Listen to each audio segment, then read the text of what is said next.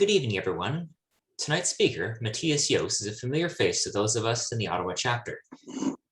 He's presented to us on multiple occasions, as well as having served as our Secretary and Treasurer for many years. This past year, he retired from the Canadian Forces after more than 31 years of service in the regular and reserve forces, the last 18 of which he served at the Directorate of History and Heritage. Since retiring, he has continued his research into visible minorities in the Canadian military, including working on a book on the all-black No. 2 Construction Battalion in the First World War. Please join me in welcoming the always helpful and knowledgeable Mathias Joost. Thank you very much, Kyle. Okay, now when I was asked to consider an individual about whom to speak, I thought about who there was about whom there's very little known, and therefore I'm here tonight to talk about Robert Archibald Logan, and I call him a Renaissance man. Now, a Renaissance man was originally considered to be an individual who excelled at several fields of science. Today, it's common to use it with somebody who's an expert in several fields, not necessarily just all sciences. Now, with the wealth of experience and the proficiency Logan displayed, I would suggest that he was a modern version of the Renaissance man, and I hope to demonstrate that this evening. I also hope to provide you more information about him and why he is worth noting as a great Canadian aviator. Now, Robert Archibald Logan was born on the 17th of August, 1892, and died on the 26th of September, 1996. He's known for the Arctic Expedition, sometimes misnamed the Logan Expedition of 1922, but there's more to him than just that. He began working as an apprentice Dominion land surveyor. He was a bomber pilot in the First World War, was shot down and became a POW. After the war, he served in the Canadian Air Force, but left in 1923. Worked for a time with Fairchild cameras, then went off to Africa to survey colonies there. As an explorer, he helped Pan Am Airlines set up routes in South America, helped Charles Lindbergh with his Greenland expedition in 1933. With his business acumen, it showed through with his work for Pan Am in South America and Aer Lingus. And then there was his return to the military, serving with the RCAF in several different roles, including another Greenland expedition. And finally, he's a much cited author and, in a way, an almost successful prospector. Now, Logan's story starts in 1909 when he had his first taste of surveying and caught the bug. In this, he followed in the footsteps of his grandfather, who had been a surveyor in Nova Scotia, and I believe actually surveyed the area around Truro. Now, his grandfather was not the famous Logan of the Canadian Geographic Survey fame. The next spring, so this would be 1910, he received a call saying he had been apprenticed to Dominion land surveyor Fidim R.A. Belanger, and to report to him in Winnipeg as soon as possible. Now, the telegram was phoned to his mother's house, and the operator, being unfamiliar with the French language, could not pronounce the name of the authority on the telegram, Deville. So he told Logan's mother that the telegram was from the devil in Ottawa. Now, I'm not sure that things have changed much regarding devils in Ottawa, but I leave that for you to decide. Now, Logan worked as an apprentice surveyor in the West, spending some time getting a certificate in surveying from the Nova Scotia Technical College. He also enrolled in the University of Alberta, and he received his commission as a Dominion land surveyor in 1914. Now, with the onset of war, Logan enlisted as a private in the 51st Battalion out of Edmonton in January 1915. However, this doesn't appear to have appealed to him. There was probably something in the air, so he bought his way out of the battalion in May. Having left the 51st Battalion, Logan tried to enlist in the Royal Naval Air Service in early May 1915, which, along with the Royal Flying Corps, were recruiting in Canada. Now, he was rejected because he had Army service. the recruiting officer frankly told him that as Logan had served as a private, he was not suitable for the Royal Navy, and then showed him to the door. As a result, Logan didn't bother with the RFC, so he enrolled in the Curtis Flying School as the first student not associated with either air service, and I believe the 14th student overall. He passed his test and graduated on the 29th of August with Royal Air Club Pilot Certificate number 1712. He was appointed as a second lieutenant in the Royal Flying Corps Special Reserve by the Governor General, the Duke of Connaught, on the 1st of September. And the Duke supposedly gave him some very fatherly advice on how to get along in the Army. On September 4th, Logan sailed on the troop ship SS Missinaba, arriving in England on the 13th. Now, just because you had a pilot's license didn't mean you were ready to fight and fly. So there's more training, first with number 5 Reserve Squadron and then 10 Squadron. He was then posted to number 20 Reserve Squadron for advanced training on 30th of December.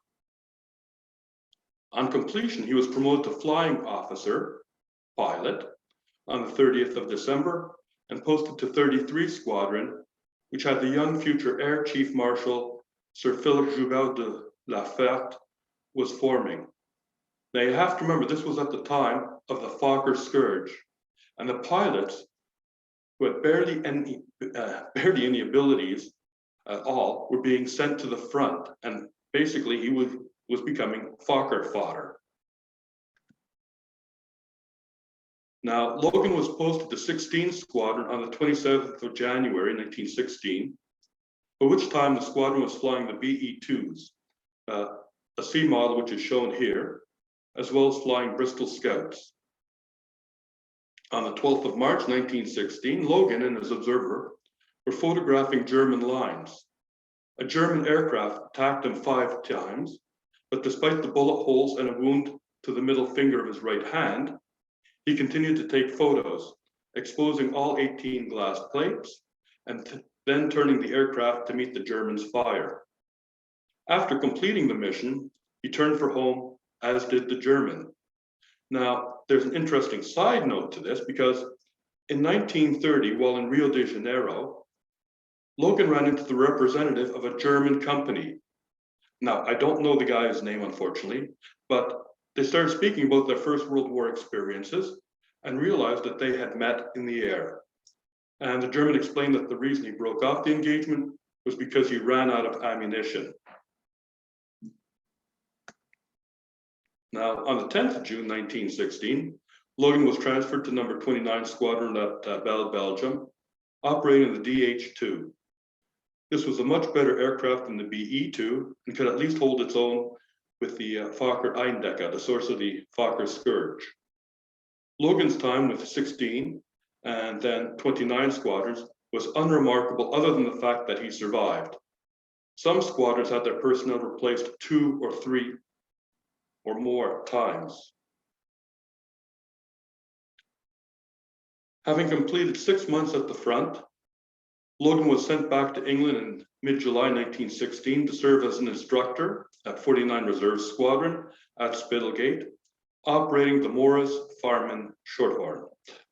This was a pre-war design that was already antiquated at the start of the war, but would serve for several more years as a training aircraft. At the time, he was appointed an acting flight commander, and then the Reserve Squadron, he remained with it until November 1917. Logan moved on.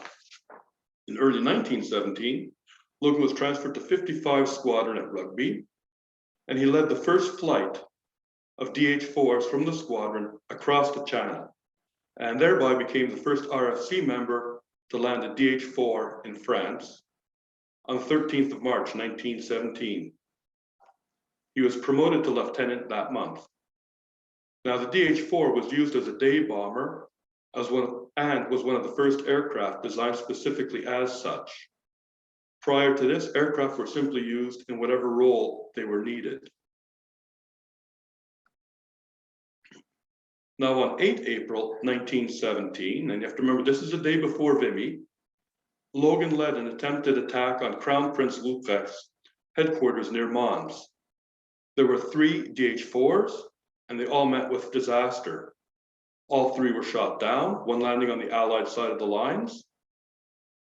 Lieutenant Bernard Evans and Second Lieutenant Basil Walwyn White were shot down and killed. And they were shot down by Lieutenant Kurt Wolf. Lieutenant Logan and Lieutenant Frederick Reginald Henry were shot down and captured by Lieutenant Karl Schaefer from Jasta 11, who eventually had 15 kills. Now, Henry was wounded but survived. And there is a photo, but I haven't been able to find it, that shows that the airplane actually had half of its tailplane and one elevator completely shot off. After this, Logan spent spent time in 6 different POW camps. Now, for those of you who may have attended the University of Calgary, you can leave here now because they produced a book that said Logan had died during the war, so there's nothing further to hear from that aspect. For those of you who didn't attend the University of Calgary, there's more. Now, Frank Henry was the son of the mayor of Edmonton, joined the PPCLI in late 1914. He was later commissioned as a scouting officer into the 49th Canadian Infantry Battalion, transferring to the RFC to become a lieutenant observer. Though Henry survived the war and returned home to his family, he unfortunately died of illness in 1925. Henry and Logan knew each other from the University of Alberta. Now, some articles state that Frank Henry was seriously injured in the attack that caused Logan to force land. However, as this picture shows, the injury appears to have been minor because that's him standing in the front, second from left. Now, of interest, Logan himself states that while in the POW camps, he began to think of ways that aerial surveying could support surveying on the ground. Now, it should be noted that Logan's DH-4 was likely the first aircraft to carry an Aboriginal name on its side into battle. On one side, it had Musquodoboit, Logan's birthplace, and on the other side, it had the Cree name for Edmonton, Amisquachiwas Kakhekan, or Beaver Hill House, and this Logan had actually written in the Cree language. It should also be noted that before Logan took off on the 8th, he received a call indicating that he had been promoted to captain. When he was captured, the Germans only saw the 2 pips showing lieutenant. So they said they would investigate, and that took about 2 to 3 weeks to get the list of official promotions. Sure enough, 3 weeks later, the Germans said that he had indeed been promoted, and henceforth treated him as a captain. Now, Logan joined the Canadian Air Force in February 1920, serving as the officer in charge of the Ground Instructional School at Camp Borden from 8 September 1940 to mid-May 1923. The school taught aerial photography, navigation, and artillery spotting, among other topics. He also put on paper ideas on how to improve technical training in these fields. During this time, Logan was also promoted to squadron leader in September 1921, and he was the recipient of the first air navigation certificate in Canada and the British Empire, and was second in command of Camp Borden in 1923 to William Barker. Now, with Logan's permission, 2 mechanics with the GIS rebuilt 4 JN4s from the remains at the camp dump. Even though the school was not supposed to have any aircraft on their establishment, the Jennies were used for wireless training, photography, and artillery spotting. Oh, and the price for putting the Jennies together? The 2 mechanics received flying lessons. Now, in 1922, the Canadian government decided to launch an Arctic expedition continuing the series that had been started in 1906, but actually canceled from 1919 to 1921. The 1922 expedition was one of sovereignty and setting up RCMP detachments in several locations in the north. Logan was selected on the basis of his meteorology and navigation knowledge, being a pilot, and more importantly, but I think unstated, his being a Dominion land surveyor. Logan's part of the expedition was to assess the suitability of several locations as potential airfields. His report foresaw the use of aircraft in Arctic exploration and development, as well as for the Soviet Union to use aircraft to come across the pole to attack North America. His report also served as a description of what was needed to survive and operate in the Arctic, from how to manage the aircraft engine, aircraft type, buildings, food, fuel, and the employment of the Inuit. Now, this photo is of the Canadian Coast Guard ship Arctic taken near Pond Inlet. Logan was not impressed with the ship, describing it in very poor terms for accommodation and cleanliness. Now, Logan made assessments of Craig Harbour, Dundas Harbour, and Ponds Inlet as to their suitability as to land and seaplane airfields. And this is the photo that most people have seen of the expedition. During this voyage, Logan posted what could be considered the first airmail from the Arctic.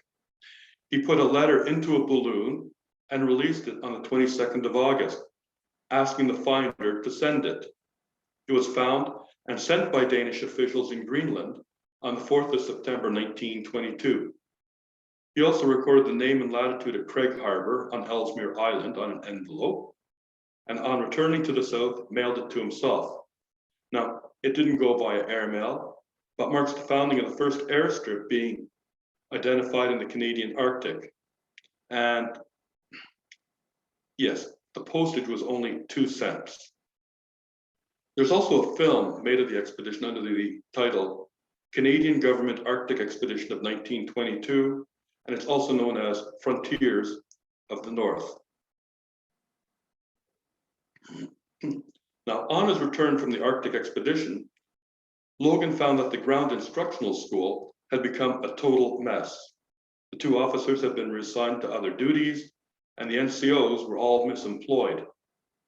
All the skills and much of the knowledge and equipment had basically been lost. It was so bad that an officer had to be brought in from another branch of the military to teach the Air Force on how to do its job. Unfortunately, in his report, Logan didn't say what that specific job was. Now, in this photo, on to the right is Albert Abraham Lawson Cuff, a fellow RFC pilot, a flying instructor with the flying school at Camp Borden, and in 1932, the temporary director of the RCAF. His last posting was as the Air Marshal in charge of Eastern Air Command from February 1942 until his retirement in 1944. Now, in May 1923, Logan left the Canadian Air Force because of friction between him and the director of the Air Board, Wing Commander J.L. Gordon. Gordon didn't appreciate Logan reporting directly to the minister about the Arctic expedition. Almost immediately, Fairchild Aerial Surveys hired him, where he became manager of the mapping division. Now, at this time, Fairchild was developing a number of different cameras for use in aerial mapping. But more importantly, Fairchild was also developing aircraft for use in aerial mapping and surveying. Now, I've yet to find anything about how much influence Logan may have had on the development of Fairchild's aircraft, but the aircraft were certainly very well received, including by the RCAF. Now, Logan did maintain his Arctic interests even then. When he heard that some American companies were planning on working in the Canadian Arctic, he wrote to the Prime Minister and suggested that Canada's grant, that Canada grant the company leases as a means of showing sovereignty rather than just outright letting them go up there without any permission. Now in 1927, Logan left Fairchild to work as a deputy manager of the aircraft operating company's African expedition, conducting aerial surveying in what is now Zambia and Zimbabwe.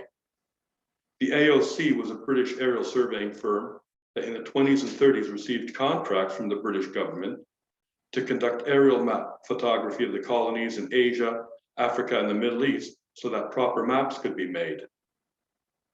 In 1928, Logan became the manager of the African operation.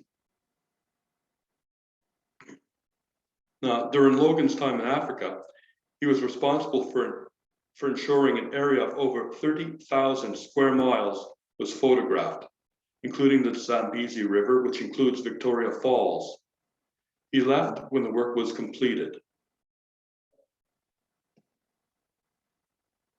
Upon his return to Canada in late 1929, Logan was almost immediately hired by Pan Am Airways, where he investigated potential landing sites in the West Indies.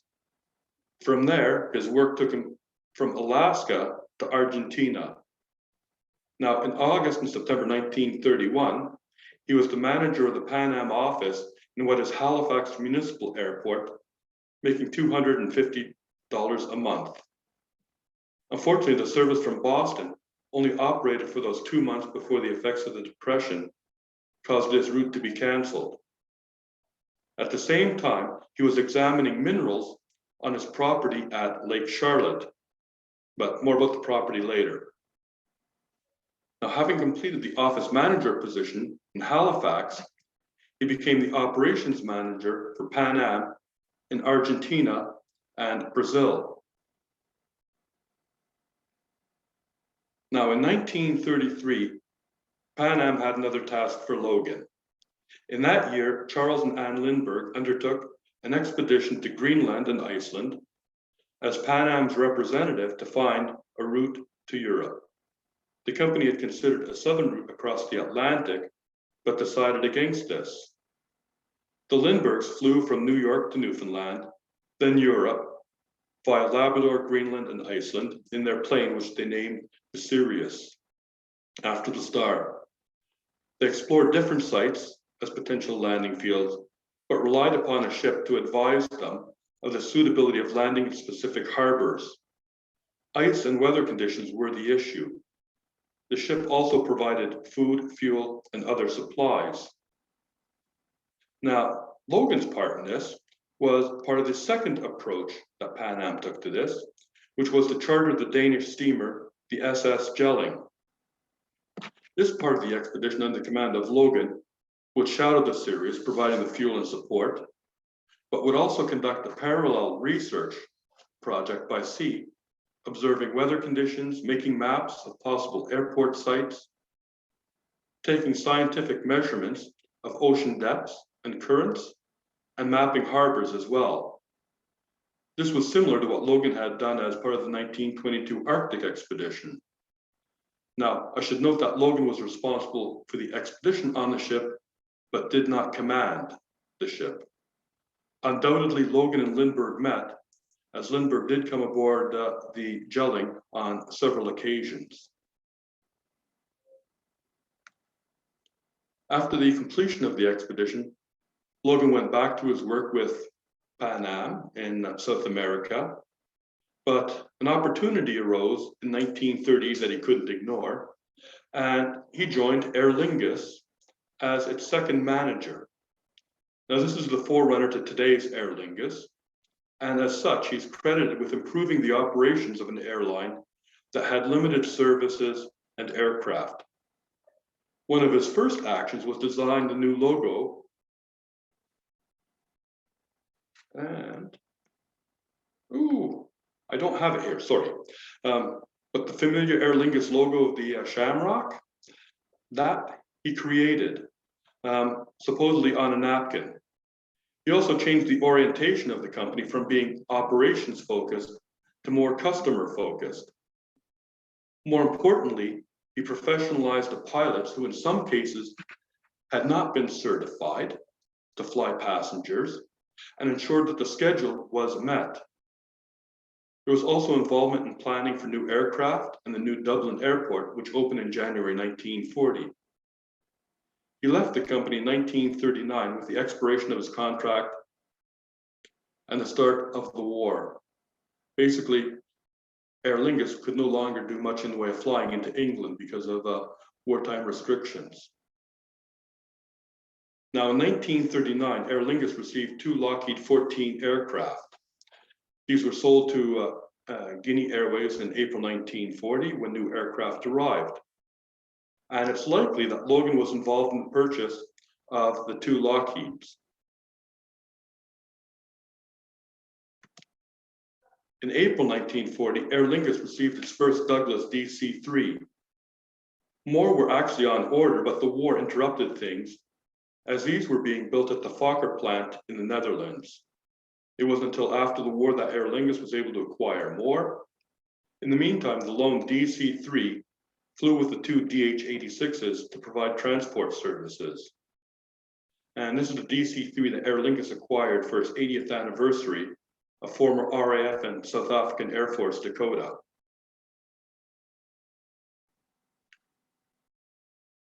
Returning to Canada, to Nova Scotia, Logan tried 2 different approaches, one to the US Army Air Force and one to the Royal Canadian Air Force.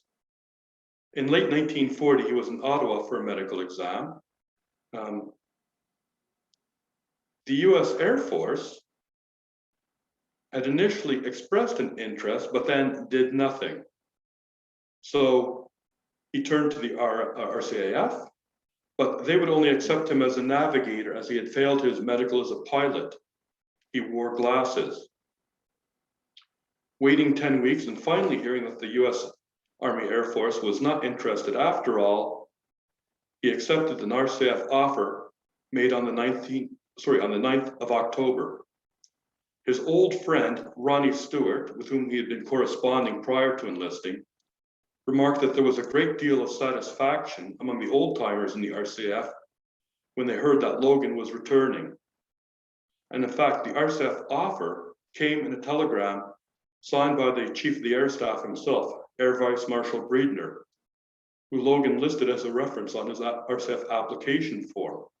Now, this is a most unusual offer for employment, as hardly anybody received a telegram from Air Vice Marshal Breedner himself offering them employment.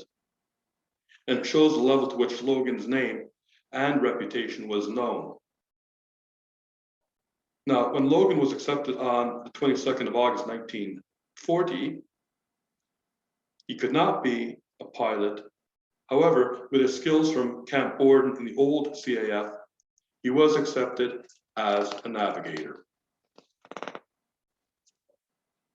Logan was ordered to report to Eastern Air Command on the 9th of November, but in the meantime, he had to buy his own uniform, which was standard practice.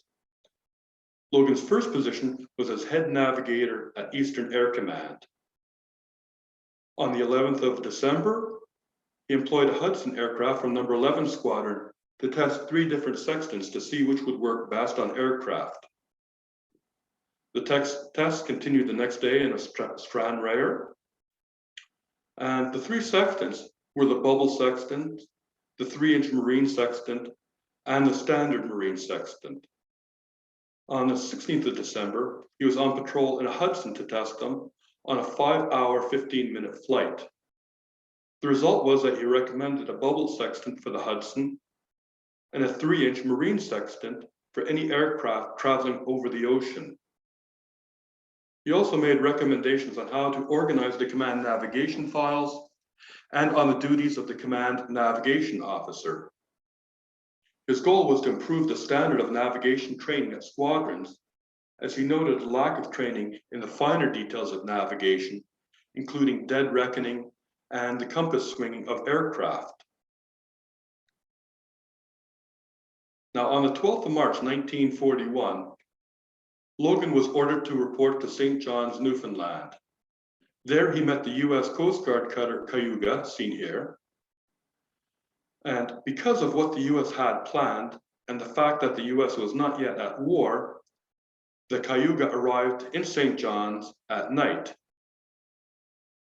He took this ship outbound, but it was not built to handle ice, so he transferred to the USS Northland.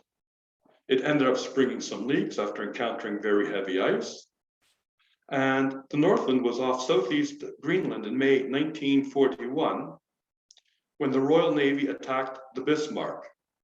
So when the Bismarck headed towards the fog bank to get away from the Royal Navy, the Northland was only about 40 miles away. So what was all this about? This was a secret US mission to Greenland to identify potential locations for airfield. The mission was so secret that the Canadian general in charge of Newfoundland had not even been told. When he saw Logan on the train in uniform, and Logan wouldn't tell him what he was doing in the general's territory, he almost had Logan arrested as a spy. Now, the ship surveyed the entire coast, west coast, from Cape Farewell to Disco Bay. They were done by the 17th of May, then ordered to the east coast of Greenland on 20 May. They used aerial reconnaissance with a float plane from the Northland. And on the east coast, they were joined by the Madoc and General Green, hunting for survivors of ships sunk by U-boats. Unfortunately, the General Green was the only ship to find any, and it found 39 men.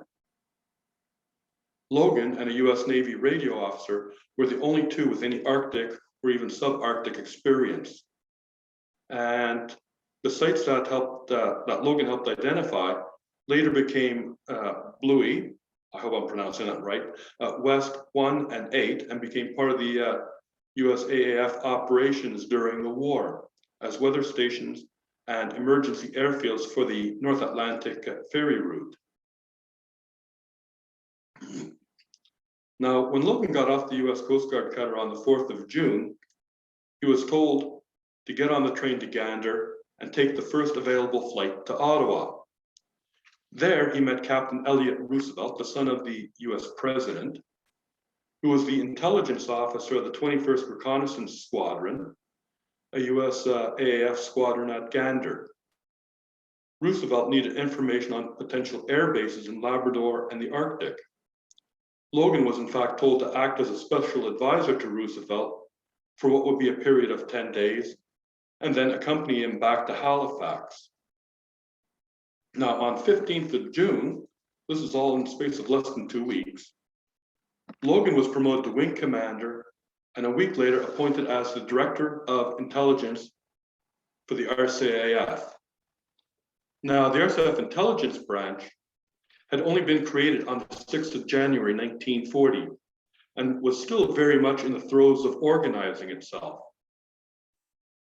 Logan made great strides in developing the professionalism of its officers and having them properly employed. He undertook a series of visits to Eastern Air Command stations, and based on what he saw, made a series of recommendations on what the duties of intelligence officers should be at each level of command and how commanders could best employ them. Now, equally as important, he created the first formal training of intelligence officers in the Air Force in Canada. Previously, it had been done in the UK for those who were able to make it there. He also ensured that intelligence officers were placed on the establishment of each RCAF station and some RCAF squadrons. In effect, he shaped the RCAF intelligence branch for the whole Second World War. Now, Logan had originally applied to the US Army Air Force at the start of the war. After the US entered the conflict, arrangements had been made between the two countries to allow the transfer of Americans in the RCAF into the USAAF.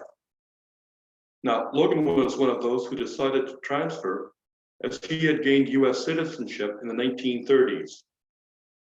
So on the 14th of May, 1942, he resigned his commission in the RCAF and transferred. He was able to keep his rank as wing commander, becoming a lieutenant colonel in the Military Intelligence Division of the USAAF.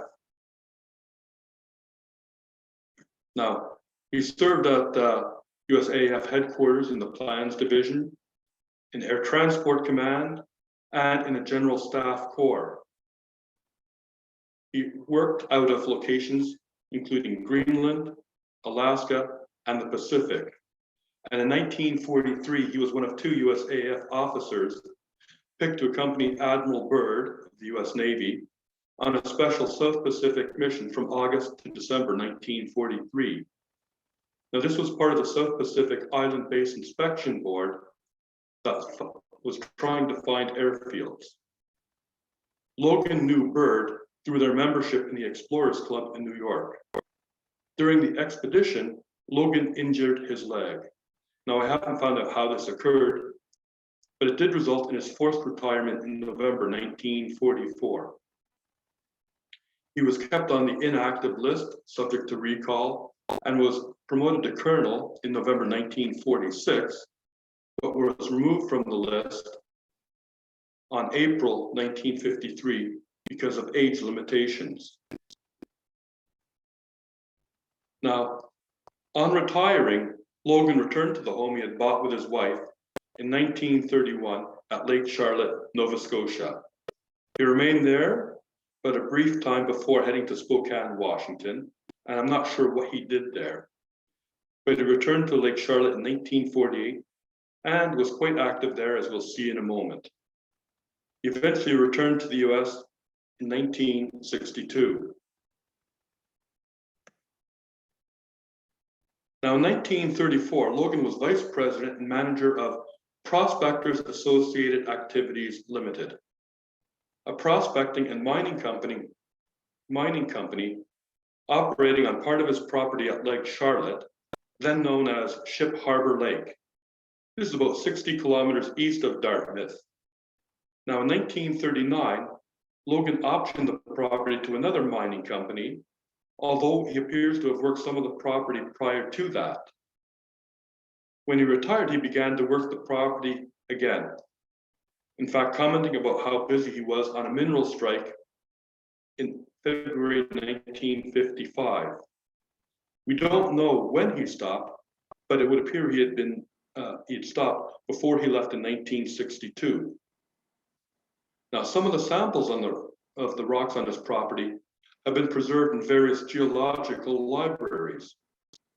Better still, and this explains what Logan was looking for, a 1995 survey suggested that there were some workable gold deposits on the site, ranging from assays of 1.6 ounces per ton to 26.56 ounces per ton in one hole that was drilled. Now, back when Logan was working the property, those margins were rather thin and not especially profitable. Today, it's a different story. Now, Logan, probably from his work up in northern Alberta during surveying, became an authority on the Cree language and published a dictionary on the subject. His interest in Cree was likely sparked, as I said, by his surveying activities, because he records that he kept his student notes at Camp Borden in Cree, which would definitely keep most people from being able to read them. So that's in the early 1920s. And his RCAF enlistment papers note that he spoke, quote, Eskimo, Spanish, and some German. And these are some of the books, or some of his books on the Cree language. I believe that he also translated the Bible into Cree, but I haven't been able to find a copy of that yet. Now, he was also interested in genealogy. He published numerous articles on his experiences in aerial surveying, especially in Africa. Now, according to the Alberta Land Survey history, there are 2 places that were likely named after Logan. There's Logan Lake, which the organization says was named after him, most likely in 1918. And then there's the Logan River, which flows out of it. Now, the Alberta Land Survey history, it's not specific enough as to actually whether it was, but they believe that it was, but there's nothing definitive. So now living in Duluth, Minnesota, Logan passed away on the 26th of September, 1995, at the age of 103. He had lived an extraordinary life and showed himself highly capable in everything that he did, whether it be explorer, pilot, instructor, navigator, businessman, author, and even a gold miner. He had shown the way into the Arctic by air, helped develop the air bases in Greenland, basically formed the RCAF intelligence branch. He may not have made it as a gold miner, but his books on the Cree language are still cited. And I believe it's for these reasons that we can consider him a true Renaissance man.